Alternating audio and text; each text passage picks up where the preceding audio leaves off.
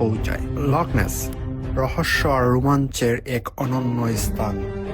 স্কটল্যান্ডের হাইল্যান্ড এরিয়ায় অবস্থিত লক নেস হ্রদ এর গভীরতা, প্রাকৃতিক সৌন্দর্য এবং সবচেয়ে বিখ্যাত লক নেস মনস্টার এর কিংবদন্তির জন্য পরিচিত। এই হ্রদের রহস্য আজও বিজ্ঞানীদের কাছে দাদা। লক নেস মনস্টার রূপকথা নাকি বাস্তব? Nessie before the mic breaks on me again. Who here believes in the Loch Ness Monster? Fair enough. I don't believe. There's no You proof. drive. Don't look at me. You drive.